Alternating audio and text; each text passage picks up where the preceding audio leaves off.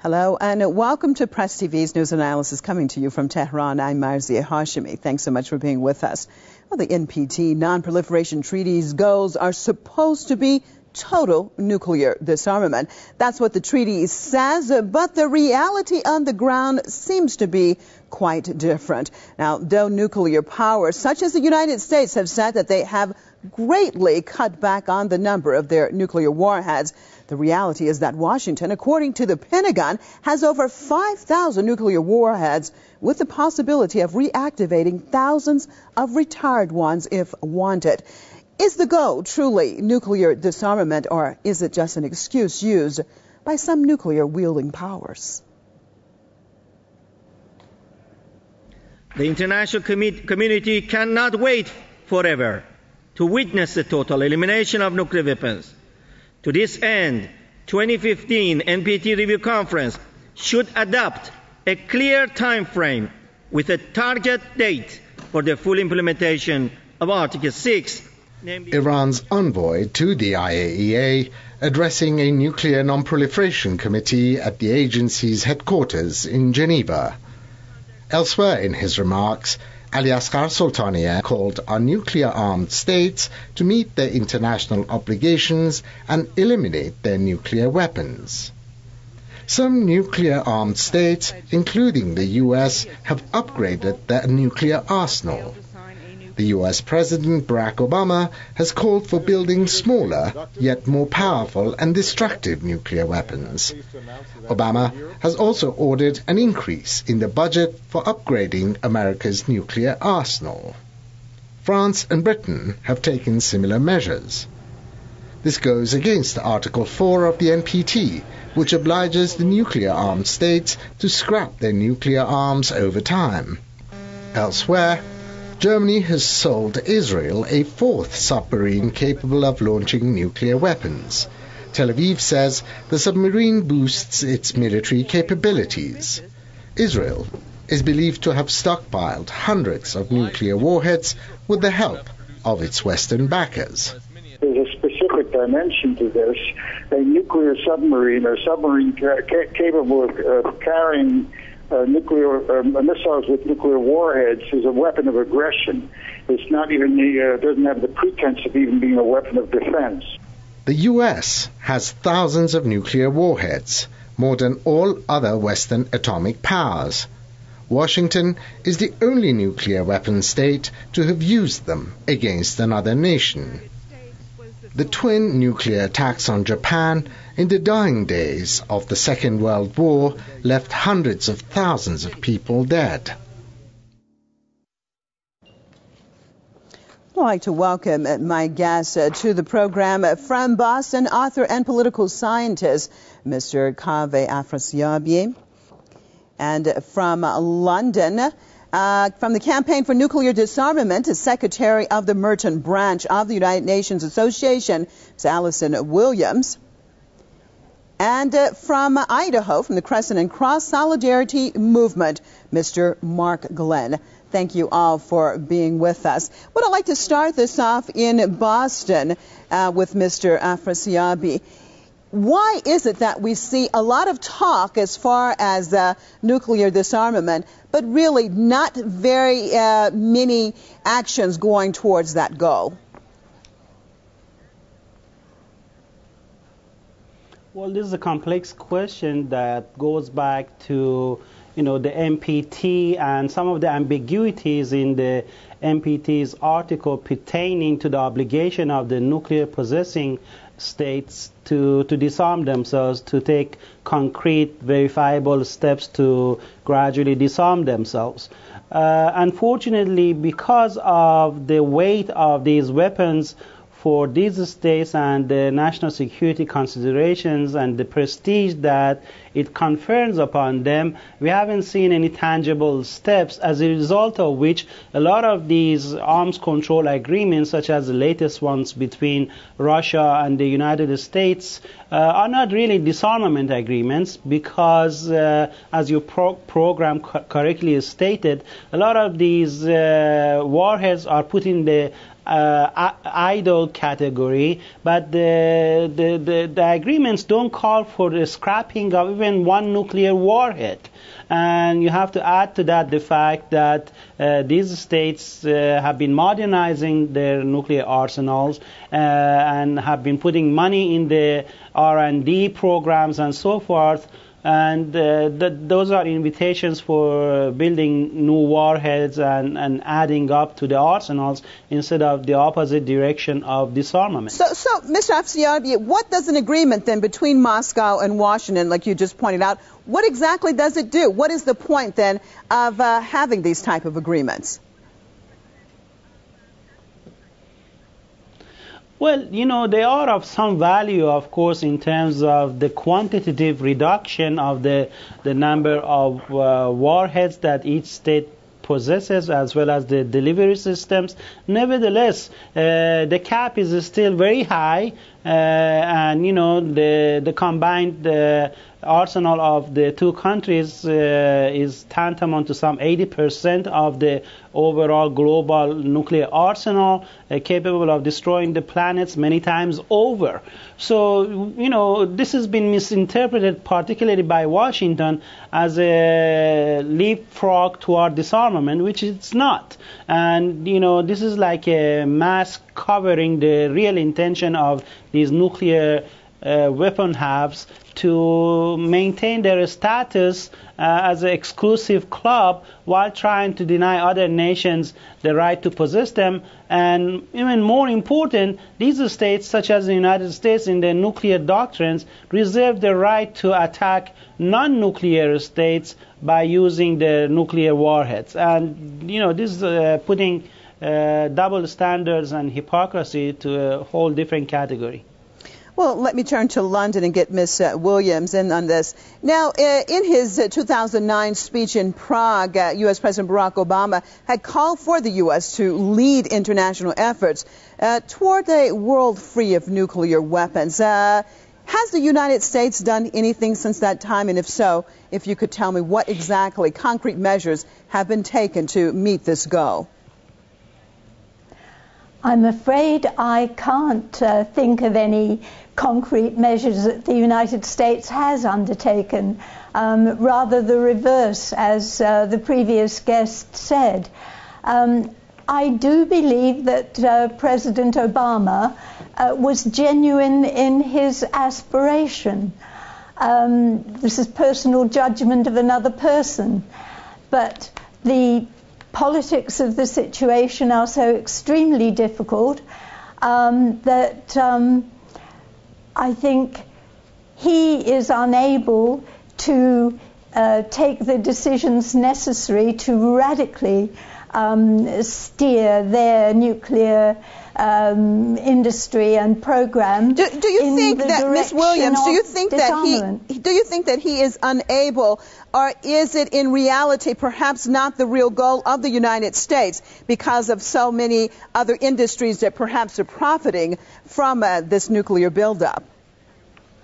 Yeah, undoubtedly there are those industries, as you say, but I know there are many, many American citizens who strongly support the move to disarmament and the goal of disarmament.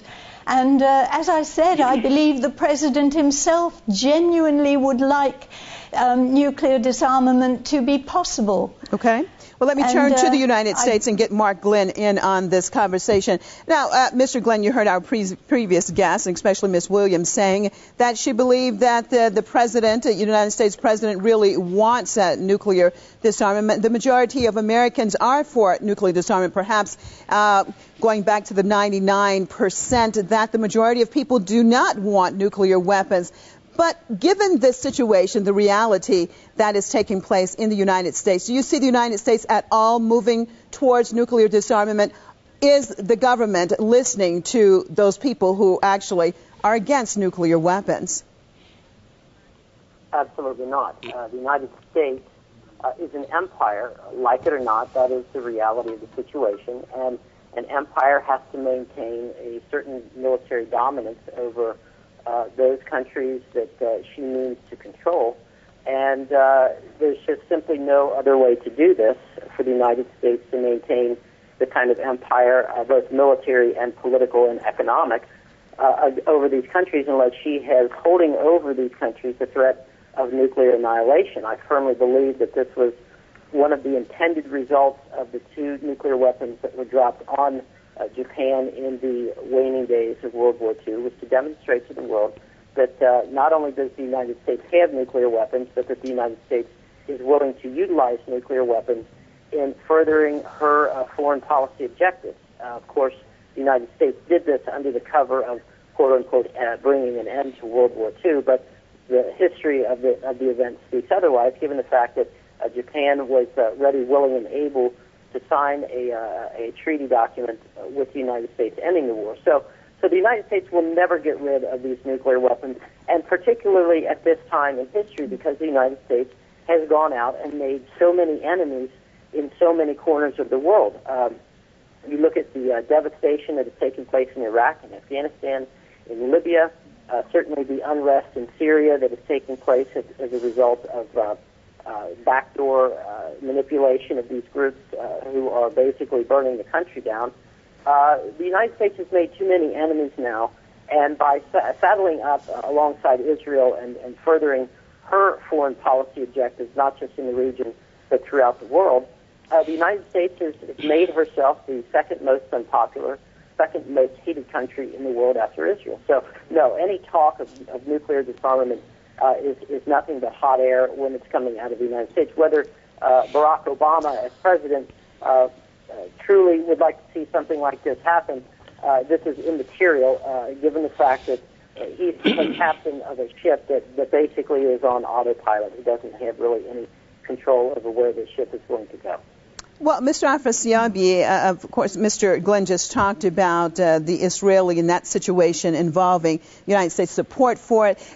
While parts of the international community now has put international sanctions and other pressure on Iran for what Tehran says is its peaceful pursuit of nuclear energy, Israel, which has nuclear weapons, is being given now its 4th German-made submarine capable of launching nuclear warheads. Why would this take place if really the world are, so they say, that they want to go towards nuclear disarmament? Why is an entity like Israel being encouraged and given the possibility of even having more nuclear weapons? Well, that's an excellent question that I doubt the German leadership has any legitimate answer for, because this policy of selling sea-based nuclear-armed or nuclear-capable submarines to Israel puts the German government at odds with its own policy of export control with respect to nuclear weapons technology, as well as its pronouncements on nuclear-free Middle East and non-proliferation with respect to Iran, etc. So this is really, extreme incoherence vis-a-vis, a policy by a Western government that calls itself pacifist and yet is fueling proliferation in a very volatile part of the world, which is the Middle East today. And of course, that will increase the security concerns and fears of Israel's Arab neighbors, and it will be an inducement to the proliferation tendencies in the region and beyond. So the German government, as well as other Western governments that have supported Israel's drive toward nuclearization, have really, answers to the questions put by the world community regarding this very important matter that risks the region's stability and peace on a long-term basis. Now, Ms. Williams, let's look at the situation. We talked about the United States now. Why do you think that the U.S., on the one hand, tells the world that it actually plans to forsake its arsenal, but at the same time it is continuing to beef up its nuclear capability? That isn't an easy question to answer. The previous guest said that their policy is incoherent, and And I agree. I feel that the hope for peace in the Middle East will lie in the peoples of all countries persuading their governments to honor the United Nations Charter and the Non-Proliferation Treaty, and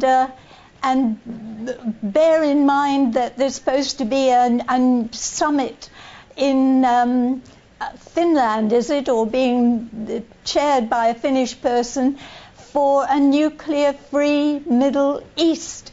The governments agreed to that at the last Non-Proliferation Treaty Review Conference in May 2010, and it is on course to happen. We want a nuclear-free Middle East, and Israel is the only country which, beyond doubt, has nuclear weapons. I'm as frustrated and angry as anyone at the failure of Israel to admit their weapons, and at the Western media attacking Iran for claiming their right to a nuclear program for civil energy, but not to weapons. I don't think any country should have nuclear weapons. Do you see a double standard, Ms. Williams, in this situation? When we look at the way the lack of media coverage in dealing with the Israeli nuclear arsenal, and as you've just talked about, the opposite in dealing with Iran's civil nuclear program, why the double standards in your perspective? From my perspective, as I say, it makes me very cross. I think it is totally hypocritical, and members of the Campaign for Nuclear Disarmament and the United Nations Association are all frustrated by this. You ask why it exists. It would take a very long time to go into the history of it. Okay. Okay, no problem. Let me switch over to Mark Glenn back in Idaho now. Now, Mr. Glenn, Israel's Minister of Military Affairs, Ehud Barak, on May the 4th, 2012, claimed that Iran would build a nuclear bomb in 60 days.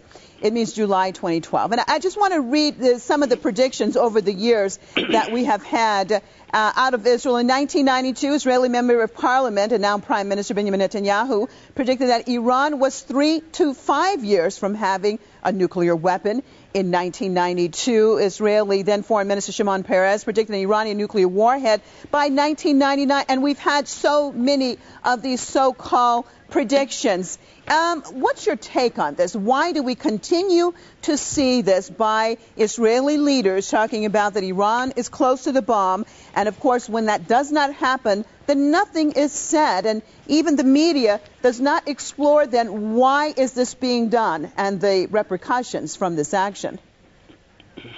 Well, of course, all we need to do is ask and answer the question, who is in control of the media? So the fact that Israel comes out with these dire predictions about Iran developing a nuclear weapon and then it never materializes if this has taken place, the fact that Israel is acting as gatekeeper for this information means she's not going to explore why these leaders have been proven wrong time and again. But the more important thing that I think that we really need to keep in mind throughout this entire discussion, particularly involving Israel acquiring yet another modern submarine that is capable of launching nuclear weapons, is that Israel is the only country in the world that has, as part of its nuclear deterrent doctrine, if you want to even call it that, the very public threat that she would be willing to use these nuclear weapons against the entire world in the event that she felt substantially threatened to where the Jewish state may not exist anymore. Now, there's no other country in existence today that has basically told the entire world that if we are going to go down, we are going to take the rest of the world down with us. Now, this is not just my theory. This was once spoken of by one of Israel's most prominent and well-respected military professors, Martin van Creveld, who was interviewed, I believe, in a BBC piece, where he was quoted saying, "Our armed forces are not just the 13th strongest in the world, but rather the second or the third. We possess several hundred atomic warheads and rockets and can launch them at targets in all directions, perhaps even at Rome. Most European capitals are targets for our Air Force. We have the capability of taking the world down with us, and I can assure you that this will happen before Israel goes under." So this is the real worry. This is the thing that should be keeping people up at night when they're worrying about nuclear proliferation, is that we have a country here with a messianic complex who has threatened to take the entire world down in a nuclear Armageddon in the instance that her precious experiments in Jewish self-rule in the Middle East ceases to materialize. This is the thing that people need to worry about, not some non-existent nuclear weapons program that we are told by these same Jewish interests controlling the mainstream media in the West that does not exist in Iran. Okay, well, Mr. Afrasiabi, how do you see Mr. Glenn's comments? It's something he said that should keep people awake at night when talking about the Israeli arsenal and how they have threatened to use it. But a lot of the people do not even realize that it exists because it's not talked about a whole lot. And if it is talked about, it is usually brought out to be made that they would use it in defensive purposes only, of course, with their leaders saying totally opposite. What has to be done in order to wake up the world? As Mr. Glenn has said, we're facing a very dangerous situation if these leaders of that entity is saying that they would take the whole world down with them if necessary. How do you see it? Well, there have been some feeble but nevertheless significant attempts at the United Nations as well as the IAEA to address the issue of Israel being outside the NPT and not allowing any access to the IAEA, for example, for inspection of its nuclear facilities. And the world community is only beginning now to exert some pressure on Israel and indirectly on the U.S. and other Western governments on this particular subject, and the conversation is growing louder and louder.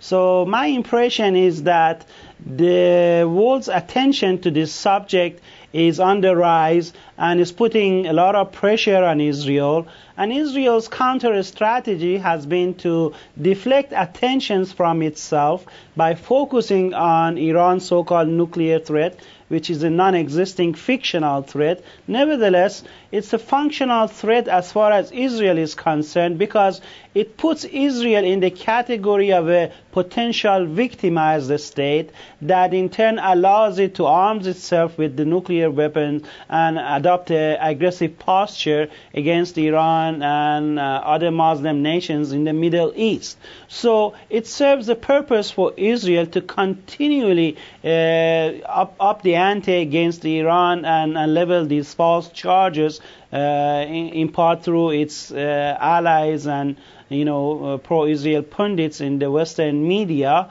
as a result of which there's insufficient attention paid to the threat posed to world peace and stability by Israel's clandestine nuclear arsenal and inordinate amount of attention on Iran's civilian nuclear program, which is under IAEA's scrutiny. All right. Thank you so much, Mr. Kaveh Afrasiabi from Boston, Ms. Allison Williams out of London, and Mr. Mark Glenn out of Idaho. So sorry we are out of time. Otherwise, we would love to talk to you all some more. We appreciate you for being with us, viewers, and make sure you join us right here, same time, same place tomorrow for another look at one of tomorrow's top headline stories. Well, I'm Marzia Hashemi signing out for myself and all the crew right here in Tehran. Thank you so much, and goodbye.